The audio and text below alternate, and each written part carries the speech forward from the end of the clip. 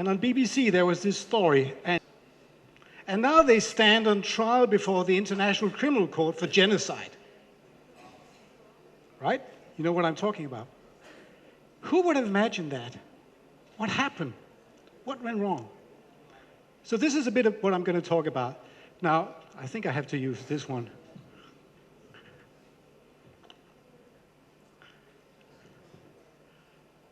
This you've seen a million times, but I think it's more pertinent now than for any other speech that you will hear. Unfortunately, it's the original first version, which only talks about men, not women. I apologize, but that's the way it was phrased. This is the only chart which would be in French, I promise you. The reason that I have this chart is that I've actually been working on the French hate speech bill, which passed the National Assembly in July, which is now pending before the Senate, and which will hopefully come into effect by the 1st of January or maybe just a bit later. And what it says, well, all that you need to see is the trend. These are hate speech crimes that were reported to the special police agency that deals with that in terms of hate speech on social media. And you can see on the pie chart, you can see anti-Semitism, ethnic origin, xenophobia, religion, anti-Muslim, and so on.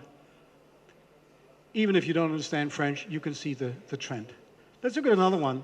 This is hate crimes in Canada. Very, very, very clear 2017, very, very, very clear rise in hate crimes. Look at the US. I don't know what's wrong in Portland, Oregon, but look at that. Let's move on this one. Canadian hate crime incidents by group. It's exploding. It's exploding all over the world. Jews, anti-Semitism, Muslim, black, LGBT. This is in the UK. I promise you I won't show you more statistics right now, but the trend is very clear. Hate crimes are exploding all over the world. I was actually asking myself the other day, and unfortunately we don't have time for that debate here, but as a rhetorical question to the audience, can animals hate? Are animals capable of entertaining the emotion of hatred? I looked into it, and I think that the answer is no. We are the only beings on Earth that are capable of hating. Animals, they can defend themselves, they have a strong territorial imperative, they even have a sense of revenge. But hatred? No, they can't. So I thought that what we should do is agree that what really sets us humans apart from the rest of the animal kingdom is not, as one usually says, Homo sapiens, right, that we are rational beings. We are not rational beings. We've known that for quite some years now. We are very emotional. But maybe the right term is not Homo sapiens, but Homo odiens. The only being on Earth that is capable of hatred. I just hope that with AI, we will never create a machine that is capable of hatred. The first challenge is, of course, creating a machine that's funny. And that's going to be the first really important challenge. But hatred, I hope never. Let's realize that all of us in this room, we are the only species on Earth that is capable of hatred. Now, what do we do about it? So there are different solutions. One is religion. Sorry to say that terrible crimes have been committed throughout centuries in the name of religion, and they continue to be. But this is not just for religion, this is also meditation. I would suggest very strongly that in terms of the class curricula, that we include meditation. I'll get back to that a bit later. That's a very, very strong weapon. Let's return to the classroom. Another way of dealing with hatred is art. This is taken from a book about the Rohingya crisis. An artist in Bangladesh. I participated in a project there. And it really says a lot, this image, but it may not be enough. But art can help us realize what hatred really means. This one is lovely. Humor. Humor is a fantastic weapon. And I'll tell you a story about this one. So I think it was about 2008 or something like that. And I have to tell you, it was an Iranian contest. And please, I don't want to offend any Iranians in the room here. I just want to make a point. There was an Iranian newspaper in 2008, again, I think that's the year, that came out with this contest to make the worst cartoons making fun of the Holocaust. I mean, talk about bad taste. But they did it. So there was this Israeli newspaper, and they decided to say, we're going to do better than you. We will show you that we are much better than you are at making fun of ourselves. Look at that. And the Israeli newspaper actually won the contest of making the worst cartoons about themselves. Isn't that lovely? Isn't that fantastic? Using humor. How are you going to argue? This is a verbal knockout. You will never rise from that. Humor is such an important weapon. Law. Hate speech and law. I mentioned that in France we have this hate speech law, and I should also mention, well, I hope we will have it in January. We have it in Germany since the 1st of January 2017. Problem with hate speech laws today is that they tend to focus on social media. And again, all the ills of the universe cannot be attributed to the internet, cannot be attributed to Facebook and their likes. They are responsible for a lot, but not everything. The laws, unfortunately, are limited to the control of hate speech on social media. The real culprit is, of course, not the social media. The real culprit is the author of the hateful, or as I call it, the toxic content. And here the problem is anonymity. I'm sure that if you had to give identification papers on yourself when you open an account on Facebook and Twitter and the rest of them, you would see toxic content, especially hate speech, if not disappear, well, substantially reduced. The argument for allowing to be anonymous is, of course, that in some regimes, anonymity is deemed to be an integral part of free speech, and this is the challenge that we're up against. So these laws are really trying to balance free speech against toxic content, which has these terrible consequences. It's an extremely difficult exercise in law, and I can tell you I've practiced this for a number of years. It's very, very, very difficult to say with a specific content, unless it's manifestly illicit, but that's not often the case, whether specific content should be taken down or not. So law is just one way, but it's not enough. Education. Now, education is really the only true way that we can deal with, unfortunately, this curse that we have as humans as being the only species on Earth endowed or cursed with the ability to hate. Educators really have a very, very, very important task to perform. And let me just show you here. I've taken that, Roy, thank you very much, from the platform that is being developed here by the MGIEP, which actually already talks about emotional learning. You've heard that throughout the conference here, and others will speak about emotional learning. Emotional learning is really not just learning through emotions, but also learning about your emotions. There are 5 emotions that have been identified in the program so far: joy, sadness, anger, disgust, fear.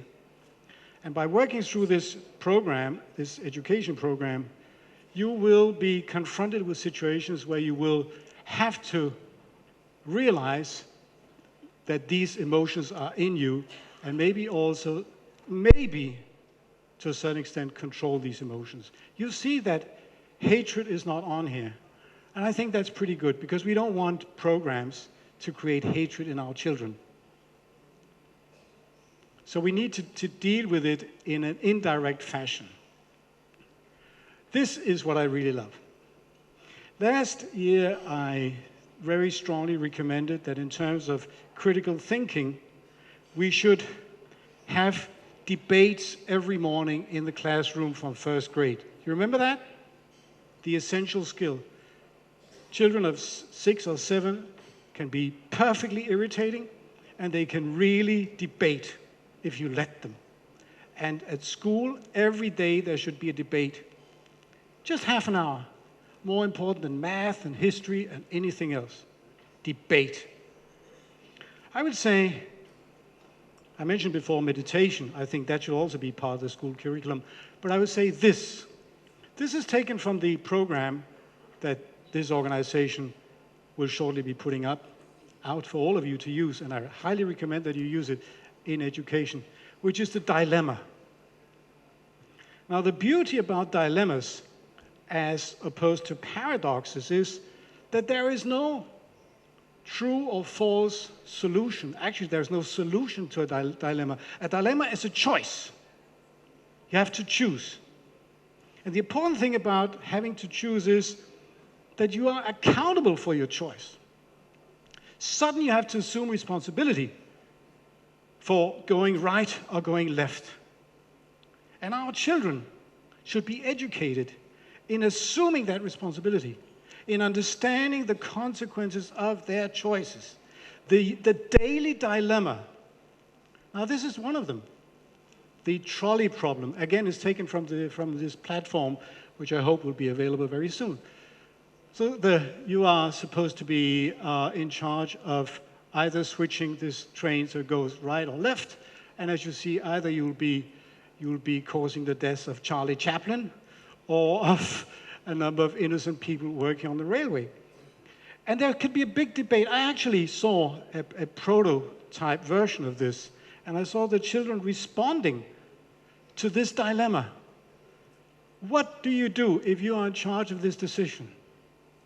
Would you rather save the life of Charlie Chaplin, somebody who made a major contribution to culture and really influenced the way that people were thinking for many, many years?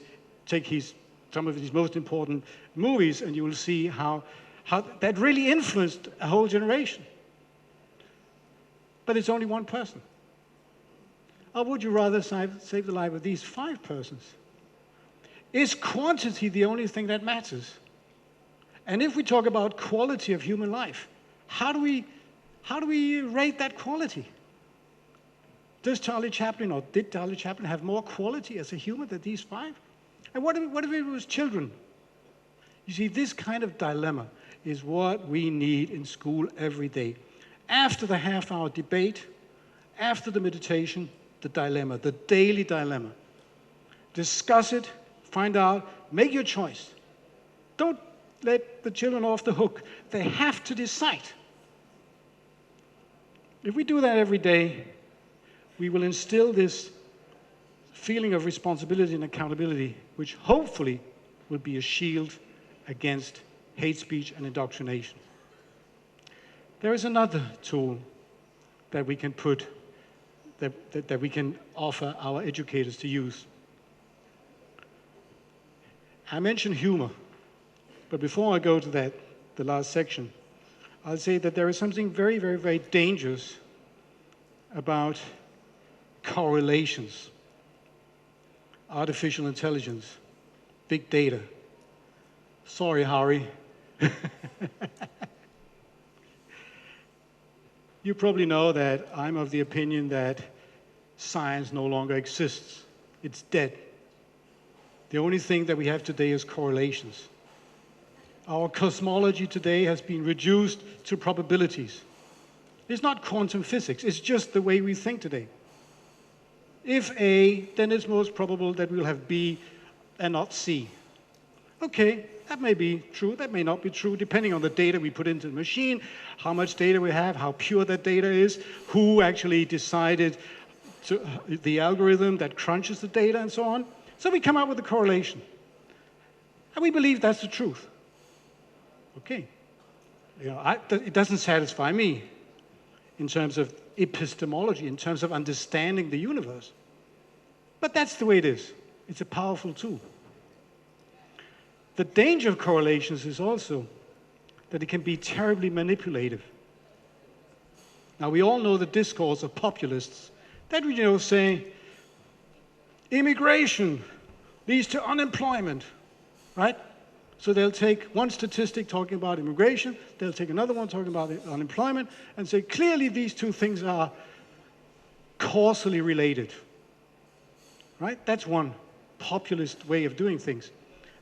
Or people having a certain religion, opening up their place of worship somewhere, and suddenly relating that to the rate of rape crimes in the country. Whatever you want, whatever you want. You can always find a correlation if you want it. This is terrible danger. And that's the way populists work today. Be very careful with correlations. Our teachers have to teach our children not to fall into that trap. Question correlations. And I'll show you how you can actually combine humor with a critical approach to correlations. I think if you combine both, you have a very, very strong way of fighting this curse that is latent in all of us, which is hatred. Look at this one. Number of people drowned by falling into a pool correlates with films Nicolas Cage appeared in. Isn't that lovely? Look at the correlation. It's almost 100%. If you did, if you did a Pierce correlation thing and say, wow, look at that. We should stop Nicolas Cage from appearing in any movies because, people are drowning in pools. These are true numbers. These are true numbers. I'm not inventing anything. There is a complete correlation between the two. What's wrong with it? Makes no sense, does it? We know it makes no sense. But it's a correlation. It's big data. Let's take another one. Look at this. Apple iPhone sales correlates with people who died by falling down the stairs. Correlation 99. It's like the same curve. How could that be a coincidence? Clearly Apple is behind this. There's a conspiracy here. What are they doing? They're killing people. What are we going to do about it? Wow. And this one, I can show you this one. Wow, another one, Apple. Suicides by hanging, strangulation, suffocation. Look at that. 98. Do you need more evidence of the fact that Apple is the evil empire, causing death of people, falling downstairs and strangulation? Boycott Apple. Don't buy them anymore. Stop it. You will all be complicit in genocide by hanging, strangulation, suffocation. Look at that. Correlations. Wow. Got another one here. People who died by falling out of their wheelchair correlates with cost. Look at that. Look at that. 97. Stop eating potato chips. Who's behind this? So I think I made it very clear. Be very careful with correlations. Use that as teachers. Combine humor, common sense with these correlations. Because really, as George Bernard Shaw said, the least common of all is common sense. And we are forgetting that in this age of big data and correlations. This is what you need, you teachers. The daily dilemma after the daily debate and some meditation, and then run through these. Correlations are really made to wake up the latent hatred in all of us. So as I started, just one more, just one. This one I thought lovely, Collision with pedestrians or animals correlates with physical copies of video games sold in the UK. This is exactly the same curve. Stop video games. I could keep on, as you can see. These are absolutely fantastic, and I think they should be part of all school curricula. So as I started off by saying, this really says it all. And you, the teachers, you're really responsible for what goes in to the minds of our new generation. You're the ones. And you have to teach them that they are accountable. Because in this day and age, unfortunately, and I'll get back to the small presentation I gave yesterday, our role models are not accountable. Our role models, what our children want to be, is really startup billionaires at the age of 17 or something like that, which may be fine or may not be fine, but it's certainly not a very social role model. And do everything you can to shield yourself against accountability. It's always someone else's fault. That's the way, unfortunately, it works today. It's always someone else's fault. We need to teach our children existential accountability. And the best way to do that is by facing the daily dilemma. So I will leave you with these thoughts, and maybe we can have a discussion afterwards as to whether we should be, instead of Homo sapiens, Homo odiens, the only creature on earth cursed with the ability to hate. Thank you. Thank you.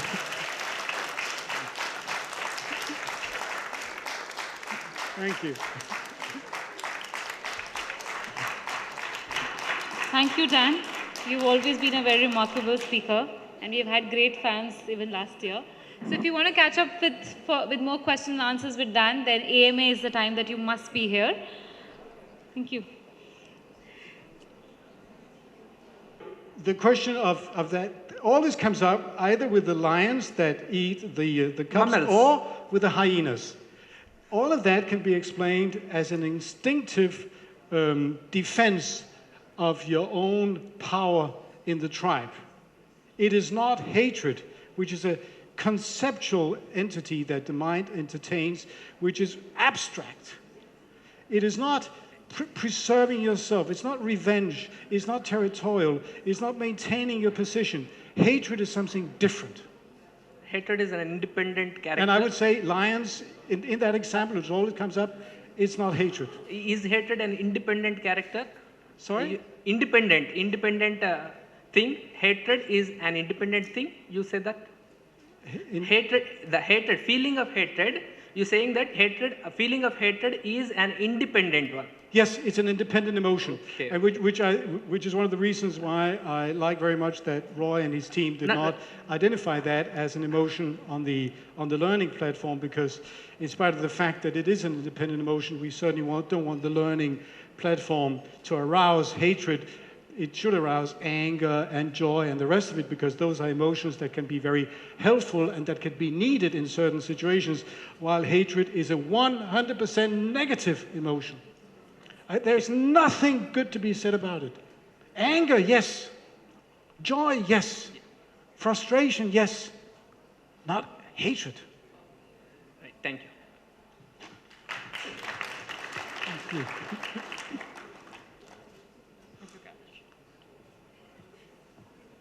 Hi, Dan.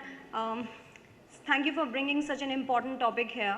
But I've been working with teachers, and what I observe is we as teachers do not bring in the topics which are controversial inside the classroom, and that's why children don't even get to discuss that.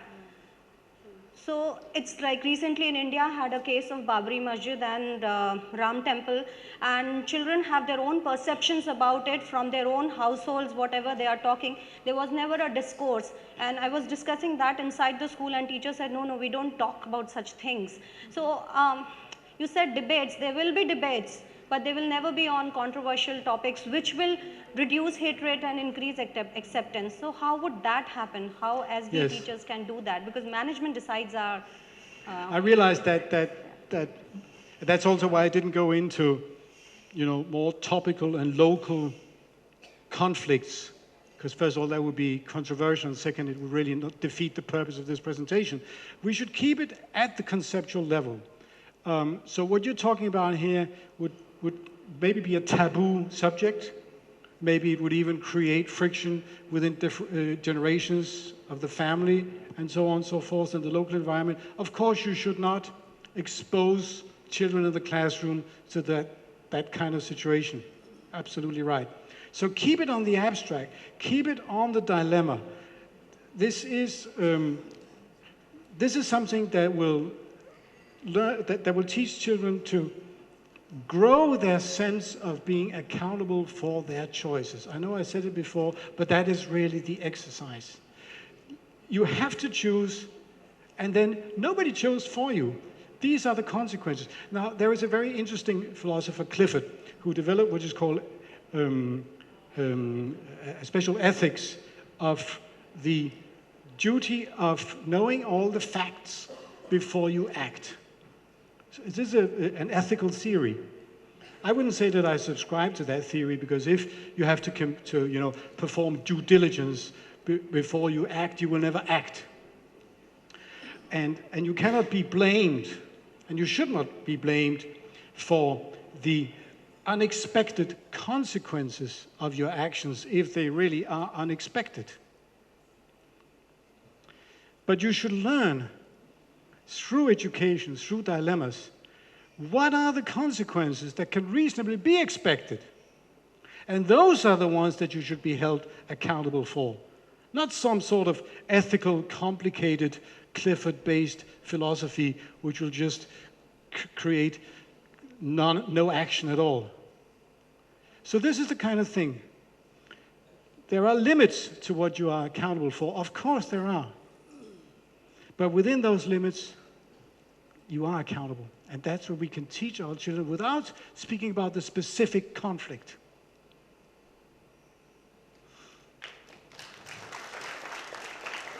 Thank you.